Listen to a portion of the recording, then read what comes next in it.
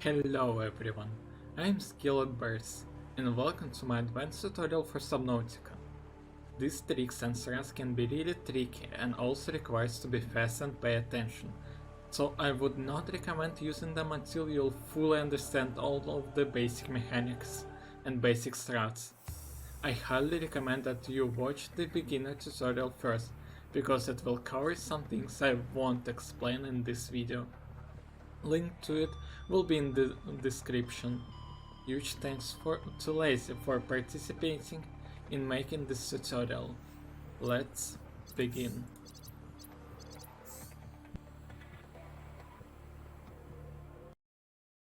First of all, we are doing the same thing as in basic strategy.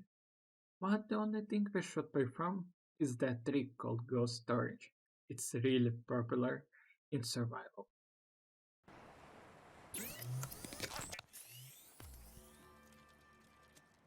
In order to do it, we should click open storage container and exit escape pod really fast.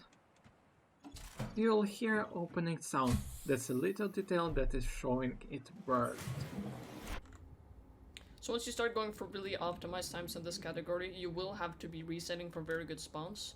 Now the best spawn is actually right by this geyser. We call it the southern geyser because of the southern part of the same shallows. Now don't get it confused because there's actually another geyser in the same shallows that we call the northern geyser. But it shouldn't really be that hard to distinguish between the two because the geysers themselves look really different and so does the terrain around it. So as long as you can learn the terrain and how the geyser looks, it shouldn't be really that hard to tear them apart.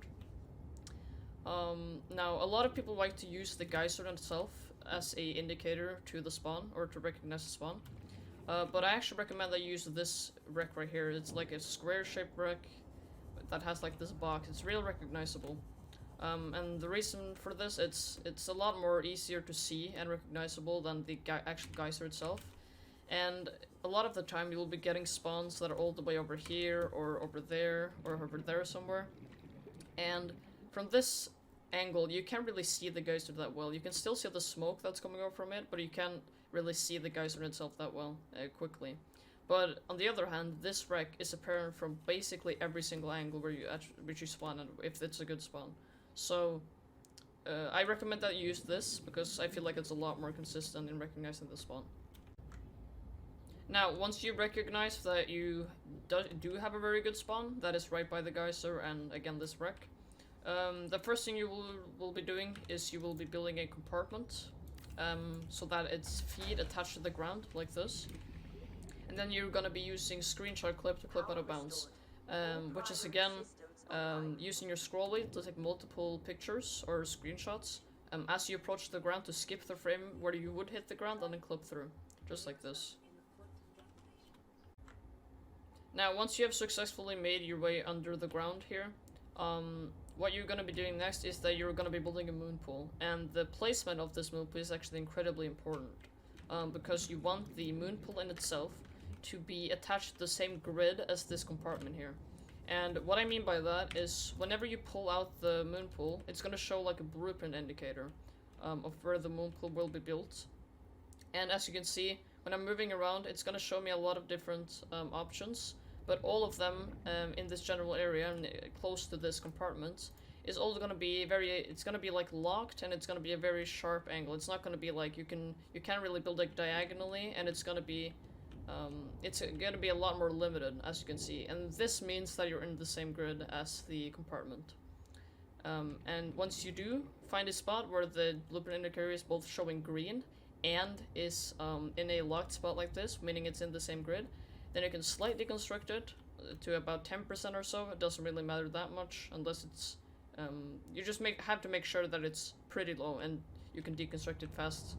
You're going to be positioning yourself under it and prepare to do another glitch. Now the next glitch you're going to be performing is what we call the freefall glitch, which is essentially a way to make it so you, even though you're underwater, you're gonna be falling down quickly to the lava zone, and this is gonna save some time because it's a lot quicker than just going down there with Super Sea Glide.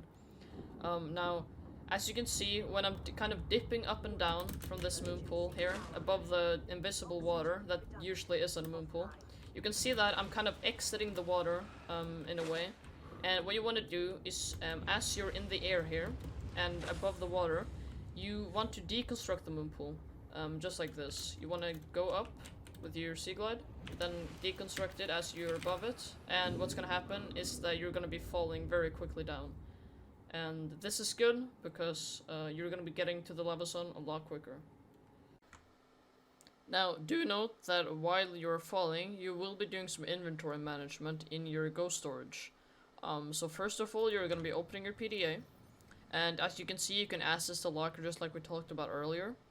And in here, you're going to be doing a few things. First of all, you're going to grab these two flares. And then also, you're gonna be binding your mobile vehicle bay to the first slot, and then one of these floaters to the second slot. And then optionally, if you have some extra time to spare, you can also reassign your keybinds, like your sea glide, builder, and propulsion cannon, to what you find more comfortable. But that's completely optional and up to you if you want to do that. Now, one final thing to note before you go to the next stage of the run is that you can actually move in the air while you're falling down to the lava zone. If you hold shift, your sprint key, and your whatever movement key you choose to go, so like W to get forward, for example, you can actually move a tiny bit in the air. And this is very useful because you're not always going to be getting the god spawn that's all the way over there.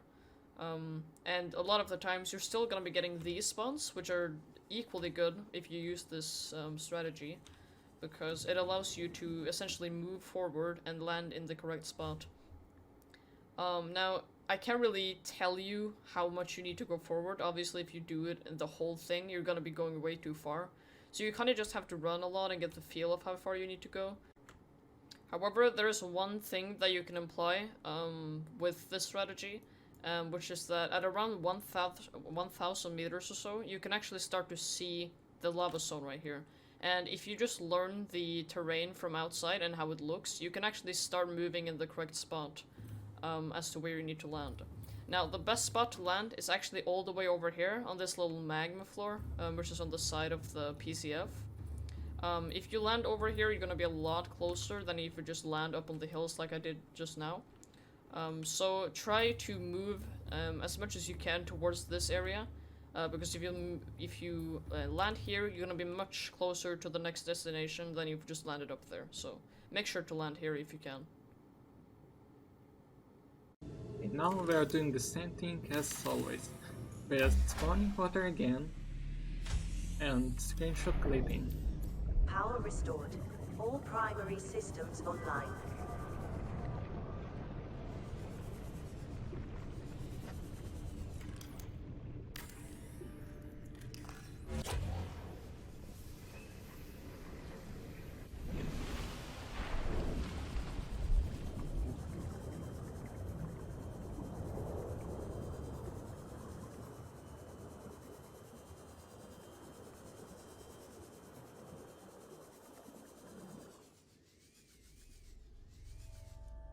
Now what should we do is that overlay the picking up iron cube animation. In order to do this, I'm doing this kind of stuff. First of all, I'm grabbing the floater, roving up by right clicking, then I'm pressing C glide, then I'm grabbing the iron cube, and then I'm pressing the C glide again 2 times, like this. That's all. And now we're going to do the same things that we're always doing.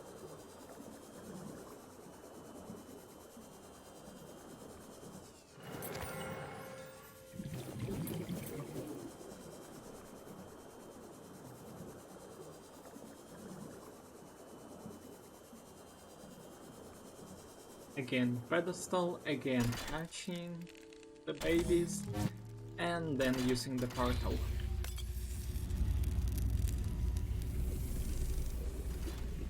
My young need to hatch, to play outside this place. We have been here so long. The others built a passage to reach the world outside. I asked them for this freedom, but they could not hear me.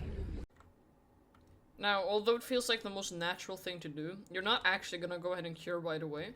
You're gonna get to that a bit later. But actually the first thing you will be doing after you get out of the portal is you're gonna go over to this little pillar here that sticks out of the mountain. And you're gonna build a moon pool so that it's facing this way, so that it faces the entrance here, like this.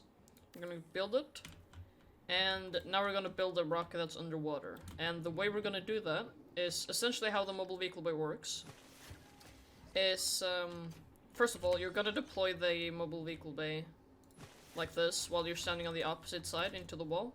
And then you're just gonna deploy it, and it's gonna unfold nicely like this, in the right direction. And essentially how the mobile vehicle bay works is that it only allows you to interact with the panel while you're above the water. As you can see right here, it's not going to work because I'm not above water. But what you're going to do is you're going to jump up like this, and then while you're above the water, you're going to interact with the blue panel there. So you're going to jump and then click like that. Now then you can access it. And you're going to build a rocket.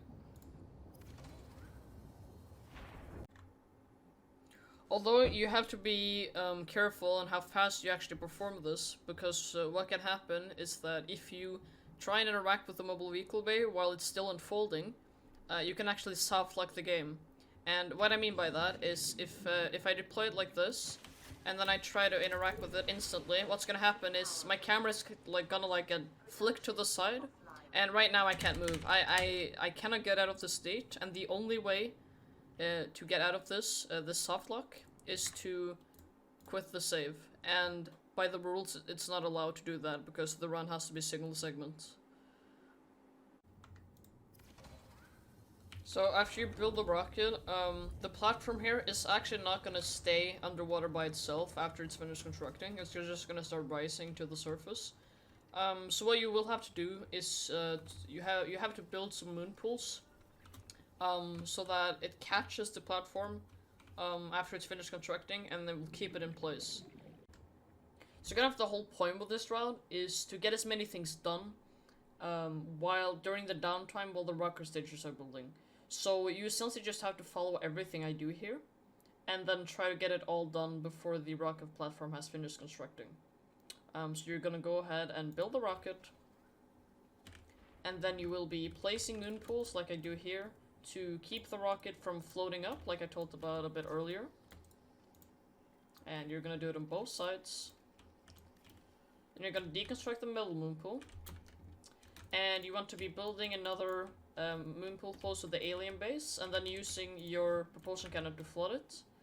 And then while you wait for it to flood a little bit, you can equip a flare in your first slot, dip your head above the water to regain super sea glide, and then build the next rocket stage just like that. And again, you ideally want to return to the console here before the rocket has finished constructing, so you don't have to waste any time and you can instantly build the next stage. Now the next stage is actually quite easy to understand and easy to execute, because again you're just trying to do as many things as possible while the next stage is building. And both of the things you're going to be doing is actually quite easy. You're gonna cure yourself, which is just a cutscene, it's not really anything special. And then you're also gonna go ahead and grab the mobile vehicle bay that's in the moon pool that you built the rocket in earlier. So it's actually quite simple, because you just want to build the rocket, then cure yourself, and then head over here to grab the mobile vehicle bay, and then just head back here and prepare to build the next stage. So how it's gonna look is that you will be returning to build the next stage, just like this, and then you're immediately gonna go over here and cure yourself on one of these cure balls. Now I'll cut to the end of the animations because it's actually quite long and I want to show you the rest. So after you cure yourself, you're gonna head over to this moon pool and grab the mobile vehicle bay just like that. And then you're gonna head back to the rocket and build the next stage, just like that.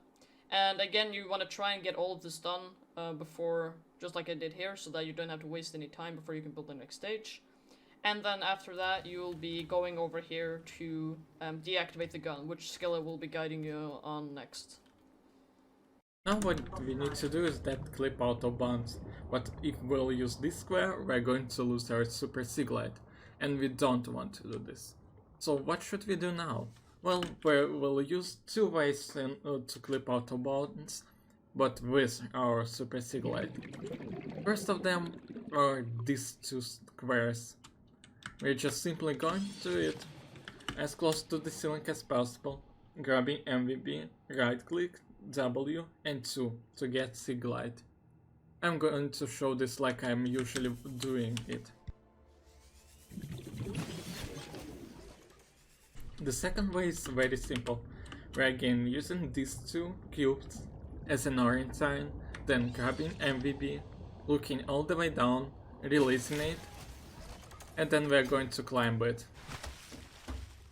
And here it is, we're again auto bounce, and we're doing the same as always.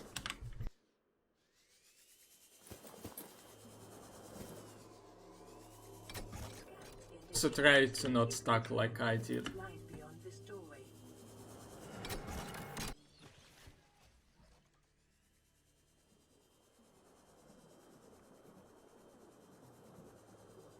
Scans indicate the facility's control room. Light beyond this doorway.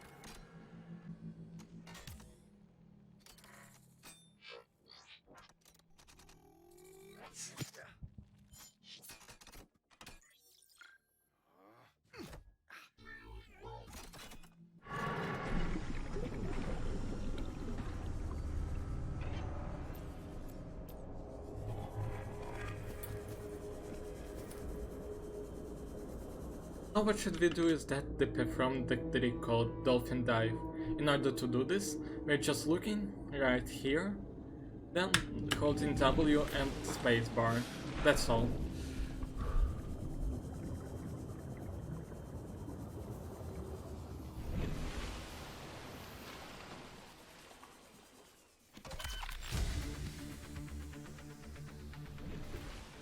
Now there is a little bit tricky part. We should skip this animation of activating the models of the rocket. In order to do this, we are grabbing the flare, then right click and left click at the same time, and then we are doing this 2 more times.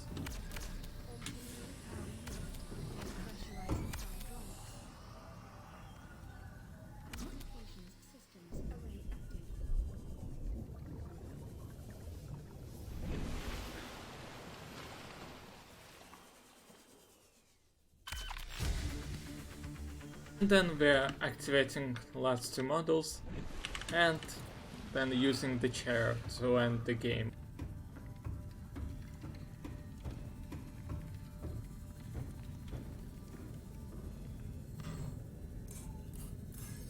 Primary computer systems active.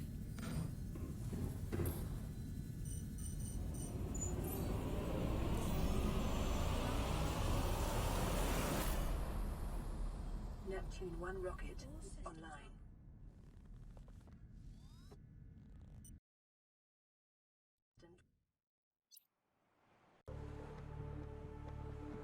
Thanks for watching this tutorial, I hope it helped you.